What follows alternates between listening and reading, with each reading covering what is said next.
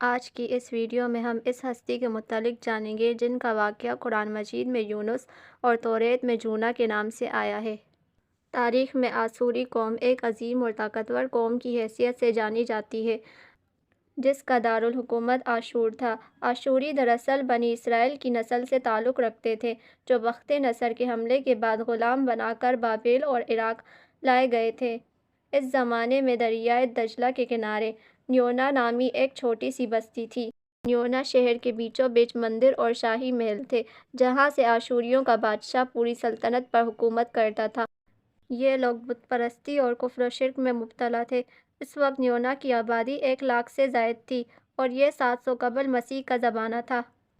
اللہ نے اس زمانے میں اس قوم کی ہدایت کے لیے حضرت یونس علیہ السلام کو بھیجا۔ حضرت یونس کا پورا نام یونس ابن متیٰ تھا۔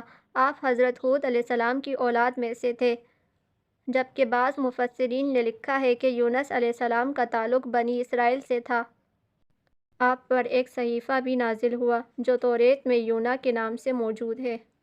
حضرت یونس علیہ السلام سب سے پہلے آشوری بادشاہ کے پاس گئے اور اسے پیغام حق سنایا۔ اسے خدائی کے جھوٹے دعوے سے توبہ کرنے کا حکم دیا اور ایک اللہ کی عبادت کی طرف بلایا۔ نیونا کا بادشاہ آپ کی باتیں سن کر غضبناک ہو گیا اور آپ کی جان کا دشمن بن گیا، لہٰذا آپ نیونا کی عوام کے پاس گئے اور انہیں توحید کی دعوت دی۔ انہیں بت پرستی اور دوسری برائیوں سے توبہ کرنے کو کہا، مگر انہوں نے ایمان لانے سے انکار کر دیا اور اللہ کے رسول کو جھٹلا دیا۔ یونس علیہ السلام مسلسل کوششیں کرتے رہے کہ ان کی قوم کے لوگ راہ راست پر آ جائیں۔ دیکھتے ہی دیکھتے 40 سال کا عرصہ گزر گیا، لیکن یہ قوم حضرت یونس علیہ السلام کا انکار کرتی رہی اور شرک پر ڈٹی رہی۔ یونس علیہ السلام اپنی قوم سے مایوس ہو گئے۔ جب ان کی سرکشی اور نافرمانی انتہا کو پہنچ گئی تو اللہ نے حضرت یونس علیہ السلام کو حکم دیا کہ لوگوں کو آگاہ کر دو کہ 3 دن کے اندر ان پر عذاب آنے والا ہے۔ لہٰذا آپ نے اہل نیونا کے سامنے اعلان کیا کہ اگر تم نے 3 دن کے اندر بت پرستی اور شرک سے توبہ نہ کی تو تم پر اللہ کا قہر نازل ہوگا۔ لوگوں نے آپ کا مذاق اڑایا اور جواب دیا کہ ہم تمہارے رب کے عذاب کے منتظر رہیں گے۔ آپ کی قوم نے آپس میں مشورہ کیا تو اس بات پر سب کا اتفاق ہوا کہ یونس علیہ السلام نے کبھی جھوٹ نہیں بولا۔ مشورے میں یہ بھی طے ہوا کہ دیکھا جائے اگر یونس علیہ السلام بستی کے اندر اپنے گھر میں رہتے ہیں تو سمجھ لو کہ کچھ نہیں ہوگا، اگر وہ یہاں سے کہیں اور چلے جاتے ہیں تو یقین کر لو کہ صبح عذاب ضرور آئے گا۔ حضرت یونس علیہ السلام رات کو اس بستی سے نکل گئے۔ حضرت یونس علیہ السلام اپنی قوم سے ناراض ہو کر چلے گئے تھے، مگر انہیں وہاں سے نکلنے کا حکم نہیں دیا گیا تھا۔ وہ عذاب کی اطلاع دینے کے بعد اللہ کی اجازت کے بغیر اپنا علاقہ چھوڑ گئے تھے۔ آثار عذاب دیکھ کر جب آشوریوں نے توبہ و استغفار کی تو اللہ تعالیٰ نے انہیں معاف کر دیا۔ اللہ تعالیٰ کسی قوم کو اس وقت تک عذاب نہیں دیتا جب تک وہ اپنی حجت پوری نہیں کر لیتا۔ بس جب یونس علیہ السلام نے اس قوم میں مہلت کے آخری لمحے تک نصیحت کا سلسلہ جاری نہیں رکھا اور اللہ کے مقررہ وقت سے پہلے خود ہی ہجرت کر گئے تو اللہ کے انصاف نے اس قوم کو عذاب دینا گوارا نہیں کیا اور اس قوم کو معاف کر دیا گیا۔ جب حضرت یونس علیہ السلام فرات کے کنارے پہنچے تو ایک کشتی کو مسافروں سے بھرا ہوا دیکھا۔ حضرت یونس علیہ السلام کشتی میں سوار ہو گئے اور کشتی نے لنگر اٹھایا۔ پورے دن میں کشتی سمندر میں آرام سے چلتی رہی۔ اچانک اونچی اونچی لہریں اٹھنے لگیں۔ لوگوں نے اپنا ساز و سامان سمندر میں پھینک دیا تاکہ کشتی کا بوجھ کم ہو جائے، لیکن کشتی کا بوجھ پھر بھی کم نہ ہوا۔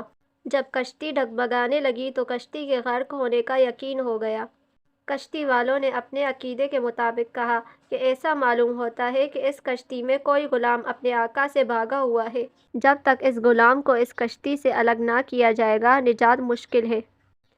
یونس علیہ السلام نے جب یہ سنا تو ان کو ایسا لگا کہ اللہ کو میرا نیونا سے وحی کا انتظار کیے بغیر اس طرح چلے آنا پسند نہ آیا اور یہ میری آزمائش کے آثار ہیں۔ یہ سوچ کر انہوں نے کشتی والوں سے کہا کہ میں ہی وہ غلام ہوں جو اپنے آقا سے بھاگا ہے۔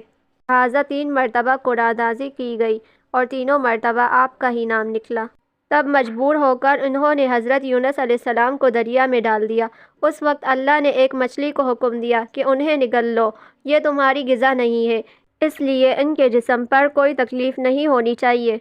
مچھلی نے یونس علیہ السلام کو اپنے پیٹ میں نگل لیا۔ یونس علیہ السلام نے جب مچھلی کے پیٹ میں خود کو زندہ پایا تو بارگاہ الہی میں اپنی ندامت کا اظہار کیا کہ میں وحی الہی کا انتظار کیے بغیر اور اللہ سے اجازت لیے بغیر امت سے ناراض ہو کر وہاں سے نکل آیا۔ حضرت یونس علیہ السلام نے مچھلی کے پیٹ میں اللہ کو پکارا۔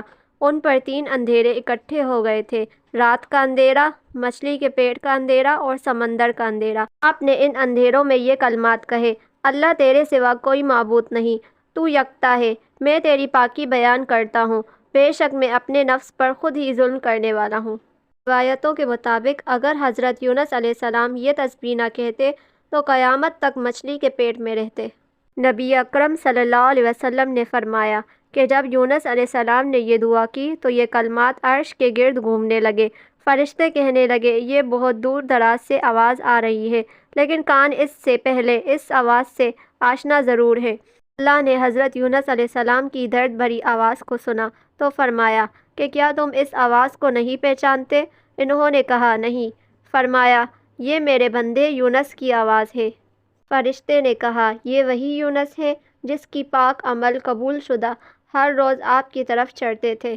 اے اللہ، مصیبت کے وقت ان پر رحم کر۔ اسی وقت اللہ نے مچھلی کو حکم دیا کہ وہ آپ کو بغیر کسی تکلیف کے سمندر کے کنارے اگل دے۔ روایتوں کے مطابق یونس علیہ السلام 40 دن تک اس مچھلی کے پیٹ میں رہے اور اس کے بعد اللہ کے حکم سے اس مچھلی نے آپ کو سمندر کے کنارے اگل دیا۔ مچھلی کے پیٹ میں رہنے کی وجہ سے آپ کا جسم ایسا ہو گیا تھا جیسا پرندے کا پیدا شدہ بچہ، اور جسم پر بال تک نہیں تھے۔ غرض حضرت یونس علیہ السلام بہت ہی کمزور اور ناتواں حالت میں خشکی پر ڈال دیے گئے۔ اس کے بعد اللہ نے سمندر کے کنارے پر ایک بیلدار درخت اگایا۔ روایتوں کے مطابق وہ کدو کا پودا تھا، جس کے ذریعے حضرت یونس علیہ السلام پر سایہ ہو گیا۔ اس کے علاوہ اللہ نے ایک جنگلی بکری بھیجی جو گھاس اور جڑی بوٹیاں کھاتی تھی اور صبح و شام آپ کو دودھ پلاتی تھی۔ حضرت یونس علیہ السلام درخت کے اس سائے میں جھونپڑی بنا کر رہنے لگے۔ آپ کی قوم آپ کو تلاش کرتے ہوئے ایک دن اس ساحل کے کنارے پہنچ گئی اور انہوں نے آپ کو دیکھ لیا تو آپ کے ہاتھ پر بیعت کر کے اسلام قبول کر لیا اور ساتھ ہی اللہ سے توبہ و استغفار کرنے لگے۔ یونس علیہ السلام یونا واپس چلے گئے اور اپنی قوم کی رہنمائی فرمائی۔ حضرت یونس علیہ السلام کی زندگی یونا ہی میں گزری اور وہیں آپ کا انتقال ہوا۔ اس واقعے سے ہمیں یہ سبق ملتا ہے کہ ہمیں کبھی بھی اللہ کی رحمت سے مایوس نہیں ہونا چاہیے۔